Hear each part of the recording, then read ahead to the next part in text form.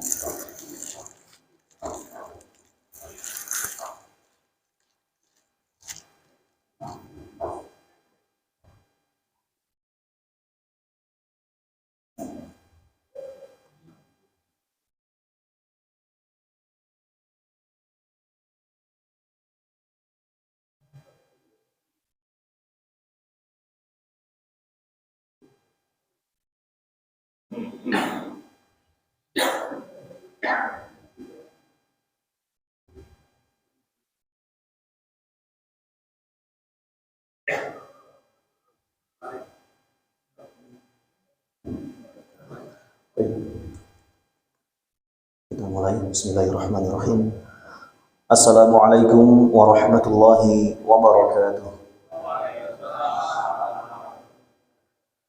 Innal hamdalillahilladzi nahmaduhu wa nasta'inuhu wa nastaghfiruhu wa nastahdihi wa natubu ilayh wa na'udzu bihi min shururi anfusina wa sayyiati a'malina. May yahdihillahu fala mudilla lahu wa may yudlil fala hadiya lahu.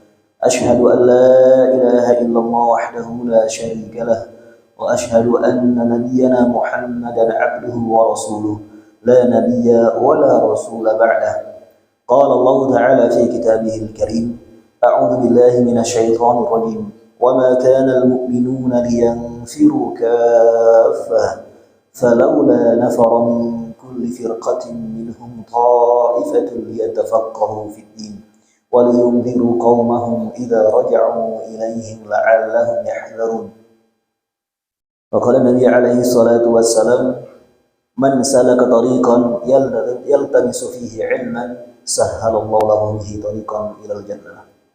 Shadaqallahul 'azim wa shadaqa rasuluhul karim wa nahnu 'ala dzalika minasy syahidin. Amma ba'd. Ikhwatal iman wa akhwati fid din, Bapak Ibu hadirin hadirat jamaah salat maghrib dan isya di Masjid Al-Amin, yang mudah-mudahan Allah Subhanahu wa ta'ala memberikan kita cucuran rahmatnya lewat tetesan air hujan yang saat ini tengah mengguyur kota Malang. Amin ya rabbal alamin. Allahumma shayyiban nafi'an ya Allah. Allahumma shayyiban nafi'an. Allahumma shayyiban nafi'an. Allahumma shayyiban nafi'an.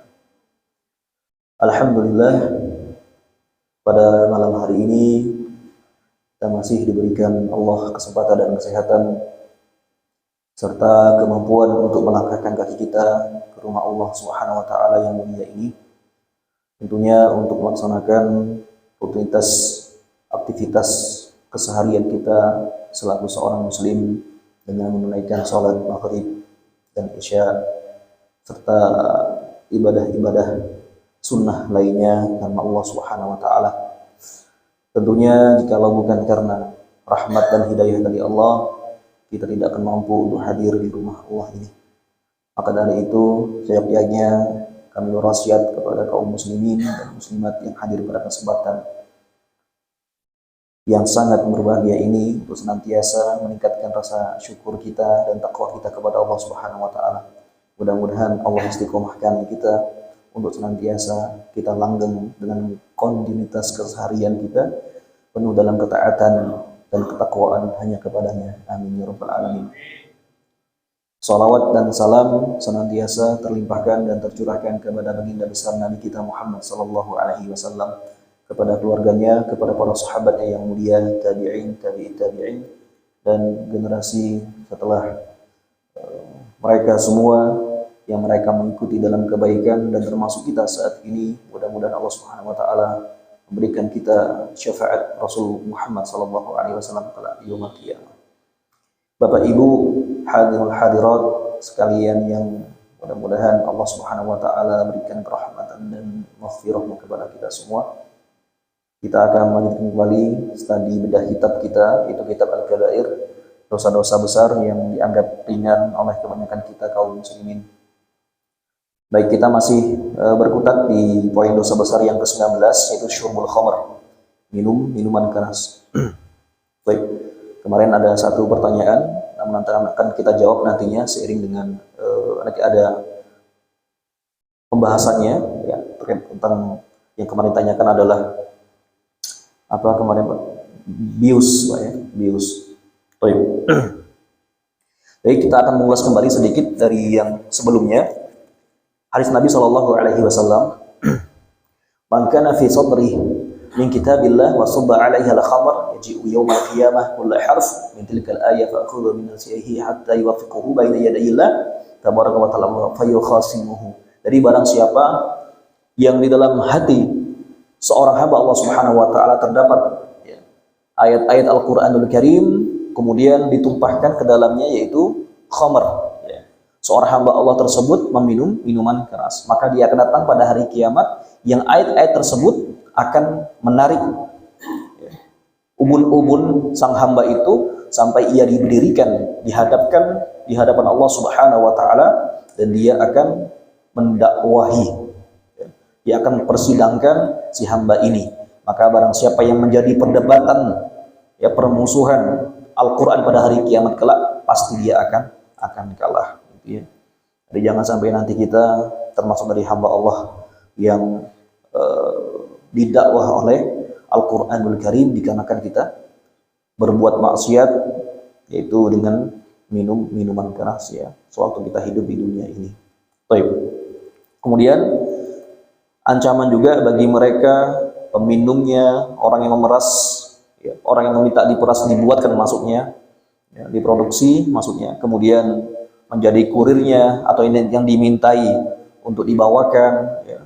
Jadi orang yang memakan dari hasil penjualan minuman keras tersebut. Ya. Kemudian orang yang ikut andil ya, dalam berkontribusi melancarkan kegiatan aktivitas mobilisasi ya, perjualbelian itu, maka semuanya ikut dalam dosa. Begitu kan ya dalam hadis ini. Maka Allah Subhanahu wa taala tidak akan menerima salat mereka, tidak menerima ibadah puasa mereka ya, hingga mereka kembali bertaubat kepada Allah Subhanahu wa taala gitu. Jadi masih diberikan kesempatan oleh Allah Subhanahu wa taala ya untuk dibukakan pintu taubat ya, sebelum mereka meninggal dunia. Baik. Berikutnya di sini wa yadkhulu fi qoulihi sallallahu alaihi wasallam kullu muskir khamr. Dan masuk juga dalam pembahasan dari sabda Nabi sallallahu alaihi wasallam, setiap yang memabukkan itu adalah khamr.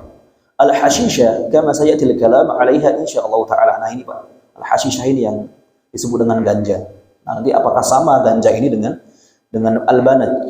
Albanaj itu adalah bius ya. Begitu. Nanti akan datang pembahasan ya. Diriwayatkan bahwasanya anna syurbatal khamr idza atau 'ala sirat yatakhattafuhum az-zabaniyatu ila nahril khabal fayasqun bikulli ka'sin syaribuha min al-khamr syurbatan min nahril khabal falau anna tilka syurbah tusabbu min as-sama' la haratis samawat min harriha. Ya, na'udzubillahi minha. Baik, al-hashisha di sini riwayatkan bahwasanya meminum minuman keras ya. Jadi mereka adalah para pelaku peminuman keras, ya, para pelaku peminuman keras. Idza atau apabila mereka datang ala sirat, nanti kelak pada hari kiamat, kemudian mereka akan melintasi sirat, ya, jembatan yang tipis, yang konon katanya melebihi daripada apa namanya? Ini pedang, ya.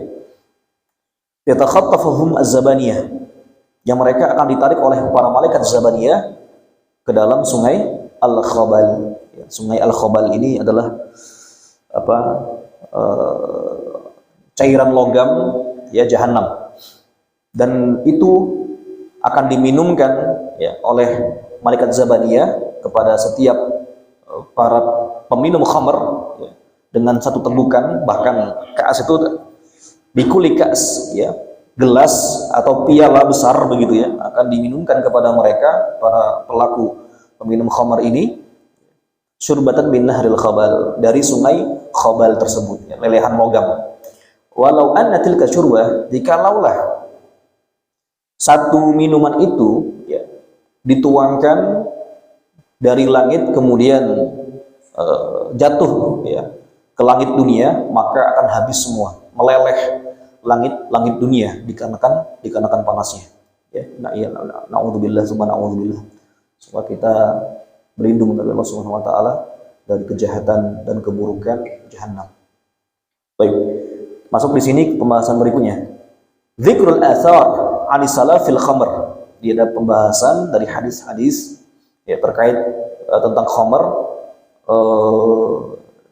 tentang khamr, ya, 'ani salaf, yaitu mereka orang-orang ahli salaf, para ulama salaf, ya, generasi sahabat, tabi'in, tabi'in. Jadi dari generasi Rasulullah SAW, sahabat, kemudian 200 tahun Hijriah itu adalah masa salaf. Sedangkan 201 sampai seterusnya itu masa khalaf atau masa kekinian atau kontemporer.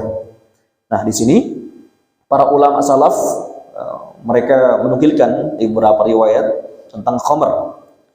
Ini Abdullah bin Mas'ud, ya, sahabat Nabi SAW, bagian daripada ahli salaf. Beliau menyebutkan, qala idza mata syaribul khamr fadfanu summa salabu ala khashbah thumma bashu anhu qabrahu fa illam taraw wajhahu mas'ufan al qiblah wa illa fatrukuhu masbuban. Aliyadu billah. Ini kisah nyata yang dialami oleh Abdullah bin Mas'ud.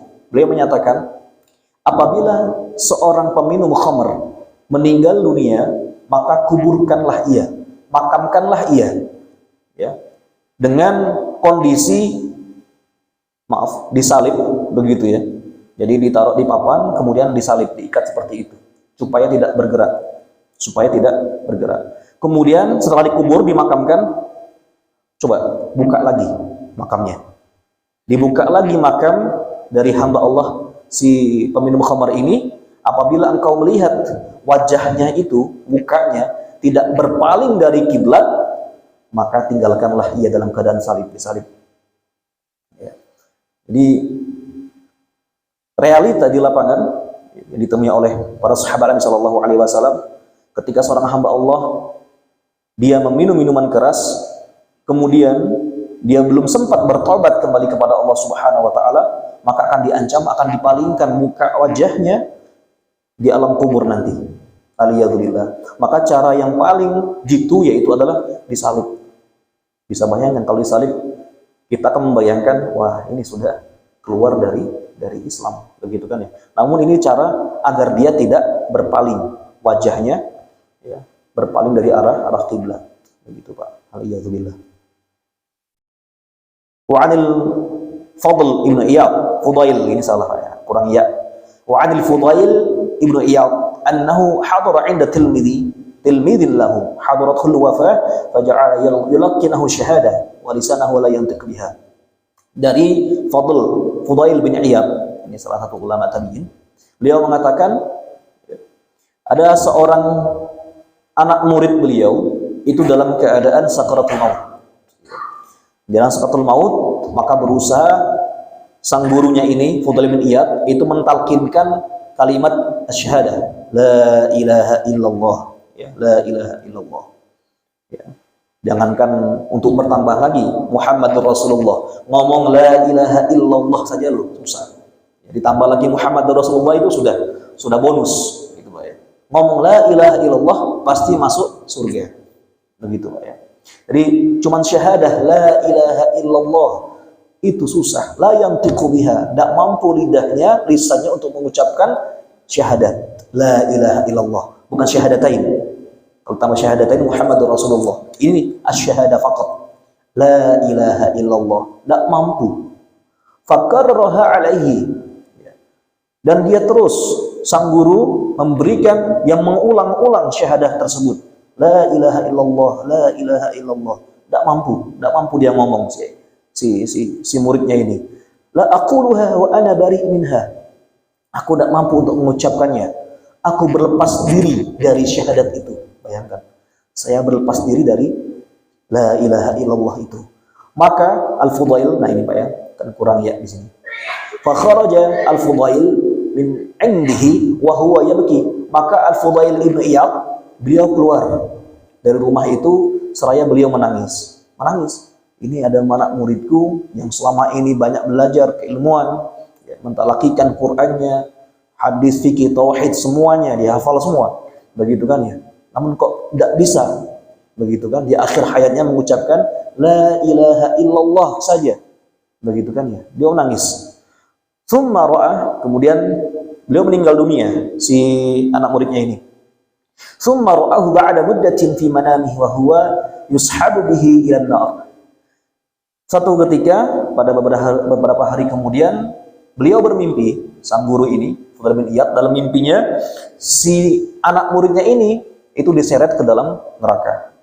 Faqala lahu, maka sang guru Fudail bin Iyad bertanya kepada anak muridnya yang telah meninggal dunia tersebut, ya miskin, wahai orang yang kasihan. Miskin itu maksudnya yang kasihan, ya, orang yang tidak punya apa-apa, miskin. Wahai miskin, wahai orang yang kasihan, begitu kan ya. Yang papa, yang tidak punya apa-apa. Bimana za'ata minkal ma'rifah, dengan apa engkau melepaskan ma'rifatullah di dalam dirimu, di dalam qalbumu, di dalam hatimu. Kok sampai tidak bisa engkau mengucapkan 2 kalimat syahadat?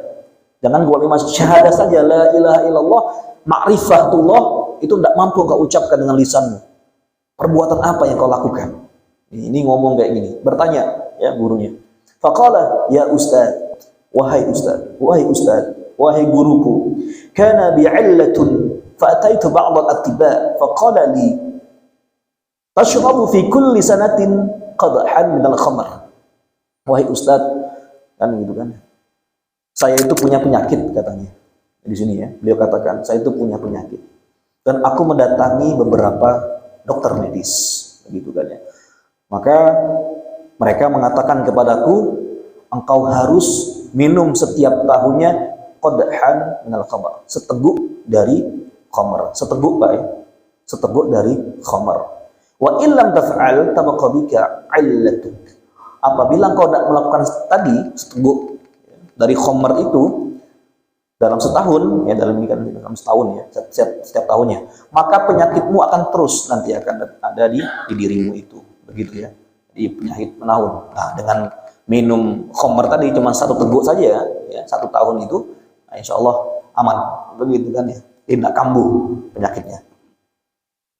Fakuntu asyrabuha fi kulli sanah li ajli tadawi. Maka aku pun meminum khamr tersebut, seteguk minum khamr itu setiap tahunnya. Dikarenakan apa? Untuk pengobatan, untuk media pengobatan. Fahada hal la ilaha illallah ya. Fahada hal man yashrabuha litadawi, fa kaifa hal man yashrabuha li ghairi dzalik. Ini kondisinya cuman untuk berobat. Begitu kan ya. Khamr, alkohol itu ya, apapun jenisnya itu untuk pengobatan. Nah, di sini. Maka kondisi inilah ya, bagi mereka para peminum hanya tujuannya untuk berobat. Bagaimana jikalau kondisinya bagi mereka yang meminum khamr itu untuk tujuan yang lainnya? Tujuan bersenang-senang, ya, bersenda-gurau dan seterusnya, begitu. Hanya untuk memuaskan hawa nafsunya. Tentunya lebih parah daripada itu. Nas'alullah al-'af wal 'afiyah min kulli bala. Kita meminta kepada Allah Subhanahu wa taala kemaafan, afiyah, kesehatan dari setiap bahaya, musibah dan bala. Kemudian di sini ditanya lagi, nah ini kita baru nanti ada masuk ke,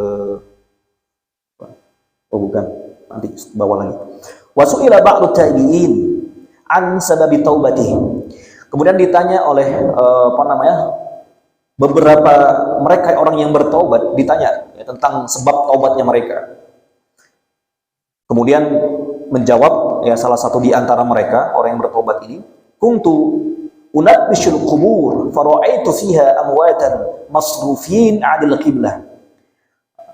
Jadi aku pernah membongkar ya beberapa makam begitu ya, beberapa kuburan, maka aku melihat ada fenomena-fenomena ya, di dalam makom-makom tersebut terkait tentang kondisi jenazah dari masing-masing makom itu begitu ya. Dan kondisinya itu adalah masrufin 'anil qiblah. Jadi wajah mereka itu dipalingkan dari arah kiblat. Wajah mereka dipalingkan dari arah kiblat. Fasa'altu ahlihim anhu. Maka aku pun bertanya kepada ahli keluarganya tentang mereka. Apa perbuatan mereka kok sampai seperti ini? Faqalu, maka ahli keluarga mereka itu menjawab, kanu yashrabuna al-khamr fid dunya wa matu min ghairi taubat. Ya. Jadi mereka selama hidup di dunia meminum minuman keras ya, dan mereka meninggal dunia sebelum sempat bertaubat. Baik. Wa qala ba'du shalihin, dan beberapa orang-orang soleh mereka mengatakan matali waladun saghir. Nah, ini juga ada kondisinya. Ini cerita yang lain lagi. Satu ketika kata orang soleh ini, meninggal dunia anak kecilku ya, jadi dia punya anak laki-laki kecil meninggal dunia. Falamma dafantu ra'aituhu ba'da mauti. Ketika aku memakamkannya, menguburkannya begitu, setelah beberapa hari begitu, kemudian ia bermimpi setelah kematiannya itu, dalam tidurnya, dalam mimpinya, waqad syaba ra'su. Jadi rambutnya itu memutih, beruban sudah. Rambutnya sudah beruban, padahal masih anak kecil gitu kan. Ya usia 7 tahun begitu kan. Kok bisa-bisanya berubah putih rambutnya, kecuali kalau DNA-nya orang Eropa kan beda Pak ya. Ini kalau orang Timur Tengah ya, kita Asia ini masih hitam ya. Kemudian nah ini, faqultu ya waladi dafantuka wa anta saghir famal ladzi syayyabak. Wahai anakku, aku telah memakamkan dirimu sedangkan engkau dalam keadaan masih kecil, yang gitu kan ya. Apa sebab yang menyebabkan rambutmu itu beruban, memutih? Faqala, dijawab oleh sang anak ini yang telah meninggal ini, ya abati dufina ila janibi rajulun mimman kana yashrabul khamra fid dunya. Wahai ayahku, abati ya, abati itu wahai ayahku tersayang, telah dimakamkan di samping makamku itu, kuburanku itu, ada seseorang yang selama hidupnya ia meminum minuman keras, begitu kan ya. Kemudian fazafarat jahannam liqudumih. Kemudian jahanam datang, neraka jahanam datang dengan berteriak saking kerasnya, saking dahsyatnya. Lam yabqa minha tiflun illa syab. Dan tidak tinggal dalam kondisi tersebut dikarenakan keras jeritan jahanam tersebut ya, kecuali anak kecil seperti diriku ini menjadi tua, katanya ya. Syaba ra'suhu, sampai memutih ya rambutku itu, min syiddati zufratiha, dikarenakan keras jeritan daripada jahanam ini ketika mendatangi sebelah makamku ini ya, gitu kan ya. Na'udzubillah tsumma na'udzubillah. Nah, itu kondisi di mana peminum khamr atau peminum minuman keras, dia juga akan membahayakan penghuni kubur di sebelahnya. Tetangganya juga akan merasakan dari azab tersebut. A'udzubillah tsumma na'udzubillah. Baik. Maka di sini fal wajib 'alal 'abdi ayyatu ila Allah taala qabla an yudrikahul maut wa huwa 'ala syarrin halatin fayalqa fin nar na'udzubillah minha. Maka wajib atas setiap hamba agar ia senantiasa memperbaiki taubatnya kepada Allah Subhanahu wa taala sebelum kematian akan menjemputnya, dan tentunya dalam keadaan yang sangat-sangat buruk ya, yang akan dilemparkan ke dalam neraka. Na'udzubillahi minha. Kita berlindung kepada Allah Subhanahu wa taala dari kejahatan neraka jahanam tersebut. Kemudian kita masuk ke pasal berikutnya, wal hashisyah al masnu'ah min waraqil qanab. Nah, ini Pak yang disebut dengan ganja gitu ya. Wal hashisyatu al masnu'ah, jadi ganja yang terbuat dari daun ganja itu. Jadi al-hashish, macam apa? Hashish gitu ya kalau gitu ya. Al-hashish masnu'ah, jadi buatan gitu kan yang terbuat dari ganja. Apa? Ya daun ganja itu Pak. Nah, mirip sabu atau ganja. Itu yang terbuat dari daun ganja. Haram hukumnya. Kal khamr yuhaddu syaribuha, sama seperti khamr, dan dia akan dipukul, didera ya sampai 80 kali dera bagi para peminumnya, pemakannya. Kama yuhaddu syaribul khamr, sebagaimana juga diberikan dera 80 kali cambukan ya, bagi mereka peminum minuman keras. Wahya akhbas minal khamr, bahkan dia lebih buruk ketimbang khamr itu sendiri. Jadi kayak ganja atau sabu itu bahkan lebih berat ya, lebih berbahaya ketimbang khamr, minuman keras itu sendiri. Namun nanti ada ini.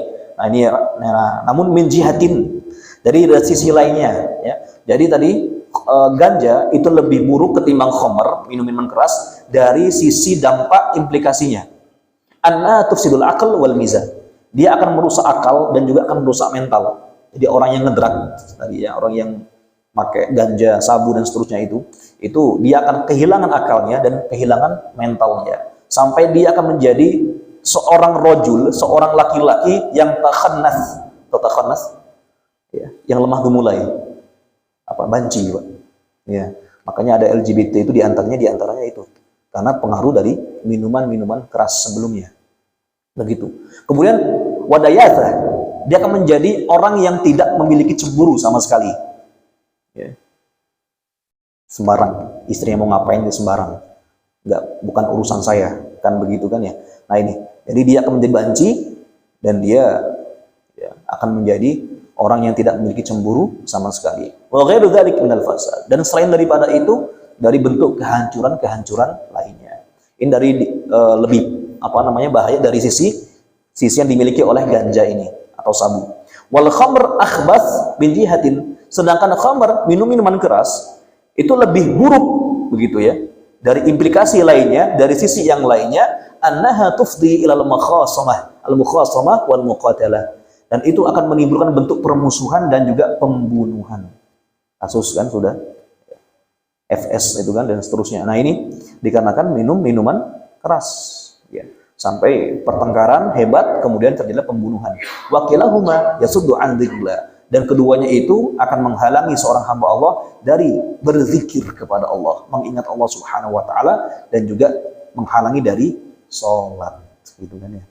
Apalagi notabene hamba Allah ini adalah kafir atau non muslim, tambah jadi lagi kan ya, lebih parah dari seorang muslim yang melakukan minuman keras. Baik. Nah, di sini baru masuk tadi pertanyaan yang sebelumnya. Waqad tawaqqafa ba'dul ulama al-mutaakhirin fi haddiha. Nah, sebagian dari para ulama kontemporer atau al-khalaf ya pada saat ini, mereka diam tentang hukuman yang diberikan kepada mereka yang meminum tadi Pak, kayak tadi sabu ya, dan semisal itu, ganja dan semisal itu. Wa ra'a an akalataha tu'azzir bima dunal had. Maka di sini mereka melihat ya, bahwasanya orang yang memakan sabu atau memakan ganja tersebut, maka cukup hanya diberikan peringatan, dita'zir kalau bahasanya ya, dita'zir ya, diperingatkan secara keras begitu kan ya, diasingkan begitu kan ya, tapi tanpa adanya hukuman didera 80 kali cambukan ya. Haitsu dhanniha taghayyar al-aql min ghairi tarb bi manzilatil banaj. Ini ya. Nah, di sini melihat bahwasanya akalnya berubah begitu kan ya. Namun tidak berubah di sini min ghairi tarb. Jadi tetap dia dalam keadaan tidak berubah secara mentalnya. Nah, begitu katanya ya. Bi manzilatil banaj, sama seperti kedudukan bius dalam medis. Walam yujad lil ulama al muntaqaddimin fiha kalaman. Maka para ulama salaf terdahulu tidak ditemukan dalil-dalil tentang yang saya sebutkan tadi ya, ganja atau sabu tadi kan begitu kan ya, apakah haram ataukah tidak kan begitu. Nah ini jadi para ulama kontemporer itu ada yang mengkiaskan sabu atau yang semisalnya itu disamakan dengan bius, begitu kan ya. Maka tidak ada perkataan ulama terdahulu, maka fatwa mereka beberapa fatwa mereka, nah itu tidak masalah, hanya ditakzir saja, dikasih peringatan keras, begitu kan ya, tidak sampai diberikan had atau hukuman dengan 80 kali cambukan. Walaysa kadzalik bal akalatuha yanshawna wa yashtahunaha ka syarabil khamr. Nah, tidak seperti itu ya, menurut Az-Zahabi, bahwasanya orang yang memakannya itu sama halnya dengan yang meminumnya, begitu Pak ya. Jadi di sini kalau kita melihat bius sendiri itu tidak sampai ke dalam tahap sabu atau khamr, minuman keras, begitu Pak ya. Jadi kalau ada medis yang melakukan bius, begitu ya, itu tidak sampai ke tahap itu untuk para ulama kontemporer, untuk ulama, karena iya benar dia menghilangkan akal, namun tidak sampai menghilangkan kerusakan mental, begitu Pak ya. Nah ini menurut ulama kontemporer. Namun kalau kita mengeneralisir, mengambil keseluruhan, begitu ya, setiap yang memabukkan itu adalah khamr. Nah bius masuk dalam kaidah itu, begitu Pak ya. Kalau kita mengikuti hadis Nabi secara saklek, maka bius masuk ke dalam hadis Nabi SAW. Kullu askara khamr, setiap memabukkan itu adalah khamr, dan bius masuk ke dalam itu. Namun fatwa dari beberapa ulama kontemporer bahwasanya kalau lihat ini al-banaj ini tidak masuk ke ranah sabu, tidak masuk ke ganja, tidak masuk ke minuman keras. Kalau ulama kontemporer dengan beberapa fatwa mereka, gitu saja, bisa dipahami insya Allah. Gitu. Tapi kalau kita mengeneralisir, gitu ya, mengamkan istilahnya ya, menyuniversalkan secara kaidah hadis Nabi Shallallahu Alaihi Wasallam, maka bius masuk ke dalam khamr. Tinggal kita memakai dalil yang mana. Kalau saya lebih baik tinggalkan bius itu, kecuali kalau dalam keadaan darurat. Misal seorang hamba Allah mau meninggal dunia, kemudian harus dia dengan dibius, dioperasi dan seterusnya, maka ini udah di luar daripada konteks itu. Kita memakai kaidah usul fiqh. Ad-darurat tubihul mahdhur. Ketika dalam keadaan genting, darurat, maka diperbolehkan untuk kita mengambil perihal yang diharamkan, termasuk tadi bius diantaranya ya. Bahkan ketika kita berada di hutan belantara ya, kemudian kita dites kayak macam Kopassus misalnya, ya tidak ada makanan lagi kecuali yang ada di hutan itu. Apapun yang di hutan ya kita makan, mau ular, mau babi misalnya. Tapi jangan keseringan nantinya, keluar dari hutan kita makan lagi, nggak boleh. Ini untuk mempertahankan eksistensi kehidupan nyawa seorang hamba Allah Subhanahu wa Ta'ala. Nah, dalam seperti ini itu diperbolehkan menurut ulama kontemporer. Jadi ketika dalam hal medis memang itu genting, begitu kan ya, untuk hal operasi, maka tentunya tidak mengapa. Tapi kalau untuk yang selain daripada itu, ya maka tidak diperbolehkan. Begitu Pak ya, ini fatwa. Baik, ini fatwa ulama kontemporer. Jadi diperbolehkan menggunakan bius dalam keadaan darurat untuk menyelamatkan jiwa manusia. Sama seperti halnya dulu ketika saya kena COVID, Pak ya. Itu ternyata ada serum, yang serum itu ternyata terbuat dari babi, Pak ya. Ya itu. Dan qadarullah saya baru tahu sekitar 3 hari mau keluar dari rumah sakit. Ketika 3 hari mau keluar dari rumah sakit, si medis tanya, Pak Arif, ini kira-kira apakah saya teruskan untuk diberikan serum ini? Loh, memang kenapa? Itu dok, saya tanya. Karena ini terbuat dari bahan yang tidak halal. Maksudnya dok, saya tanyakan ya. Ya ini Pak Arif terbuat dari bahan babi diantaranya. Kaget saya kan ya. Udah, saya nggak mau waktu itu. Udah dok, nggak apa-apa, saya nggak mau gitu kan. Saya nggak mau. Sempat 1 atau 2 hari begitu ya, saya nggak diberikan itu. Ketika dokter mau ini, saya nggak mau. Pak Arif mau pakai ini? Enggak, gitu kan ya. Nah setelah itu di calling sama dokter spesialis dari jauh, begitu di kontak sama beliau ini, Pak Arif tolong dipakai ya untuk ini.